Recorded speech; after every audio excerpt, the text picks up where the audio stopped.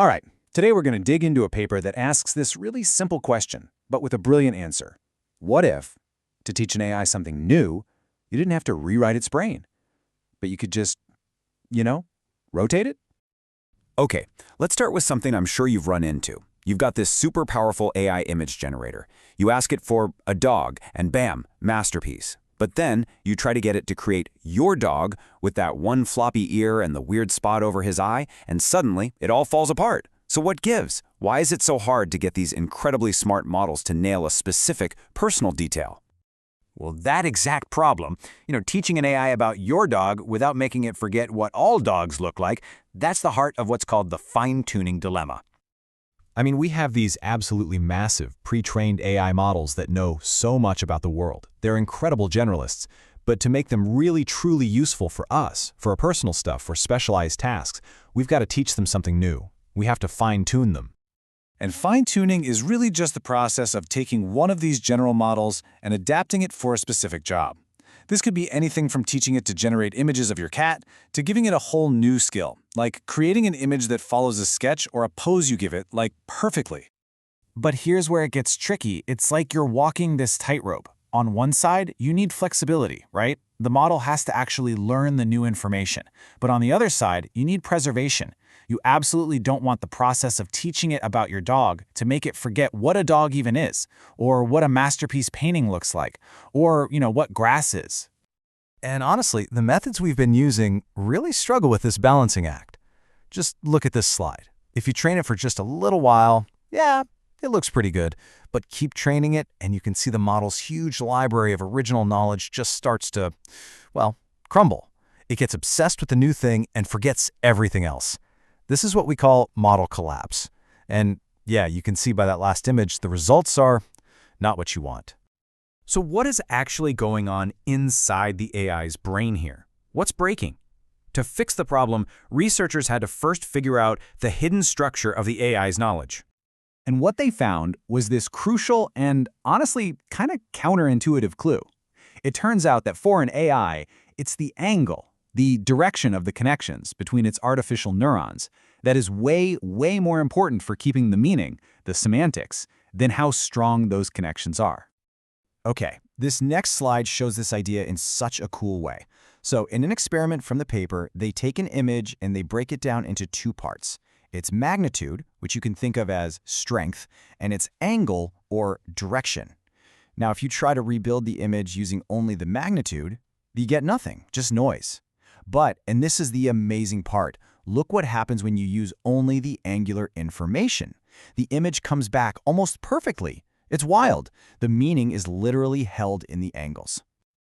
A really great way to think about this is to imagine the AI's knowledge as this giant, complex map of constellations. The brightness of each individual star, it doesn't really matter that much. What really matters are the angles and the relationships between all the stars. That's what creates the patterns, the constellations. That's the knowledge itself. So this whole idea is captured by a mathematical concept called hyperspherical energy. I know, it's a fancy term, but really, it's just a single number that measures the overall arrangement of all those critical angles between the neurons.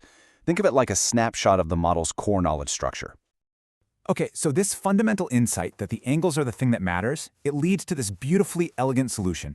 Instead of trying to rewrite the AI's entire knowledge map, what if you could just rotate it? And that, right there, is the core idea behind a brand new method called Orthogonal Fine-Tuning, or OFT for short.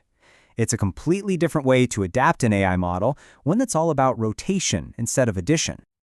Now, what's really fascinating about this slide is how it lays out the huge difference in approach. So older methods like LoRA, they're additive. They take the old knowledge and just add a small update. It's like nudging a few stars here and there on our constellation map. You could easily mess up the whole pattern. But OFT, it's multiplicative. It takes the entire map and applies one single rotation. Every star moves, sure, but all the angles and relationships between them are perfectly preserved.